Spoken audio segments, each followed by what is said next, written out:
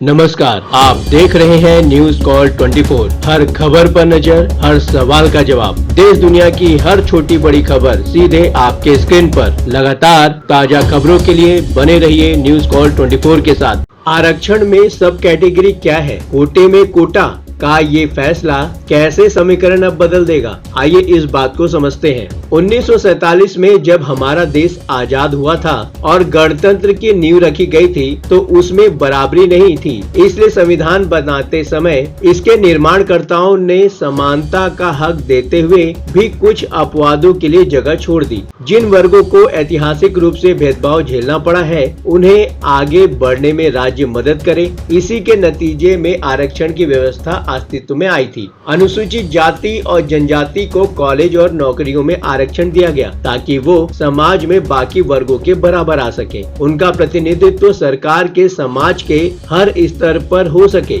लेकिन आरक्षण के प्रावधान के साथ कुछ सवाल भी पूछे जाने लगे कि जो पिछड़ों में अगड़े हैं उनका क्या? आरक्षण का लाभ कितनी पीढ़ियों तक, या इसमें कोई इकोनॉमिक इनकम की कैप लगाई जाएगी? इसके साथ ही कानूनी आरक्षण के छत्र तले कब तक ये व्यवस्था रहने वाली है? तो देश की सबसे बड़ी अदालत की 7 जजों की बेंच ने एक फैसला दे दिया। 4 जजों ने कहा कि ST/SC में भी क्रीमी लेयर होना चाहिए। इसके दूरगामी परिणाम हो सकते हैं और उसी के बारे में आज हम अपने इस बुलेटिन में आपसे विस्तार से बात करेंगे। अब पहले आप ये समझ लीजिए कि इस मामले का बैकग्राउंड क्या है। सुप्रीम कोर्ट के चीफ जस्टिस DY चंद्रचूड़ की अगुवाई वाली बेंच इस बात का परीक्षण कर रही थी कि क्या पंजाब अनुसूचित जाति और पिछड़ा जाति एक्ट 2006 के तहत वाल्मीकि और मजहबी सिख को रिजर्वेशन कोटे के तहत नौकरी में प्राथमिकता है।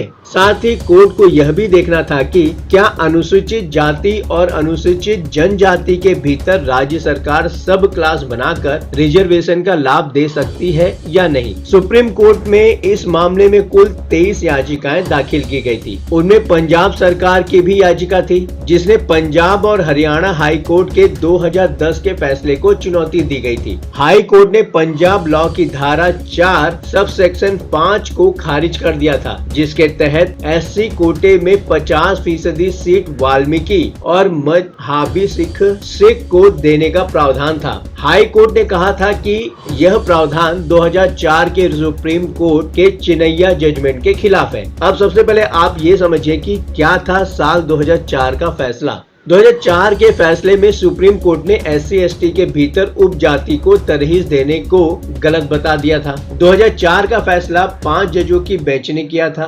पंजाब और हरियाणा हाई कोर्ट ने सुप्रीम कोर्ट के 2004 के फैसले पर फैसले के समय तहत राज्य सरकार के कानून को खारिज कर दिया था। राज्य सरकार ने किसी विशेष जाति को SC/ST के सब क्लास में रखने के लिए कानून बना दिया था। तो ये उसका बैकग्राउंड है कि 2004 में जब किसी विशेष जाति को SC/ST के सब क्लास में रखने के लिए जब राज्य ने कानून बनाया, तब कोर्ट का फैसला आया। सुप्रीम कोर्ट ने 1 अगस्त को एक ऐतिहासिक फैसले में कहा है कि राज्यों को अनुसूचित जातियों के भीतर उप वर्गीकरण करने का संवैधानिक अधिकार है, ताकि उन जातियों को आरक्षण प्रदान किया जा सके जो सामाजिक और शैक्षणिक रूप से अधिक पिछड़ी है। हालांकि सुप्रीम कोर्ट ने यह स्पष्ट किया कि राज्यों को पिछड़ेपन और सरकारी नौकरियों में प्रतिनिधित्व के मात्रात्मक और प्रदर्शन योग्य आंकड़ों के आधार पर उप वर्गीकरण करना होगा, न कि मर्जी और राजनीतिक लाभ के कारण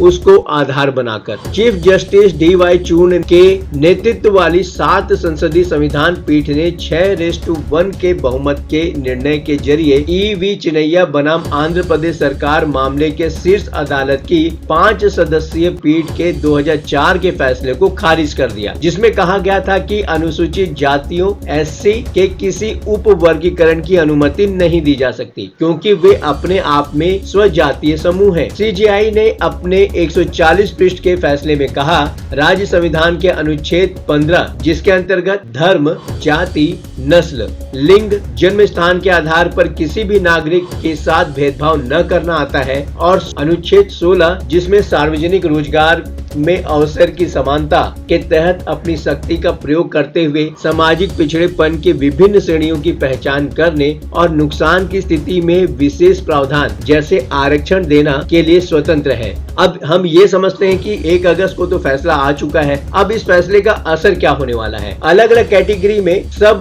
क्लासिफिकेशन कर नए सिरे से रिजर्वेशन का मामला राजनीतिक रूप से शुरू से ही संवेदनशील रहा है। मौजूदा केंद्र सरकार ने भी ओबीसी कैटेगरी के अंदर सब कैटेगरी तलाशने के लिए रोहिणी कमीशन बनाई थी। इसकी रिपोर्ट अब तक सार्वजनिक नहीं हुई है। ऐसे में इस मामले में सुप्रीम कोर्ट का निर्देश बेहद अहम है, क्योंकि कोर्ट ने अब कहा है कि राज्यों को इस बात की शक्ति वो देता है कि वह अपर्याप्त प्रतिनिधित्व का डेटा देखकर सब क्लासिफिकेशन को रिजर्वेशन दे सकता है। अब ST/SC कैटेगरी में सब ग्रुप बनाने के मामले में सरकार बहुत फूक कर कदम उठाएगी। एक तरीके से देखा जाए तो ये उन सभी लोगों के लिए अच्छा है जिनको आरक्षण की सबसे ज्यादा जरूरत है, उनको आरक्षण मिल जाएगा। आप अपनी राय हमें कमेंट के माध्यम से भेज सकते हैं। बने रहिए न्यूज़ कॉल 24 के साथ। नमस्कार।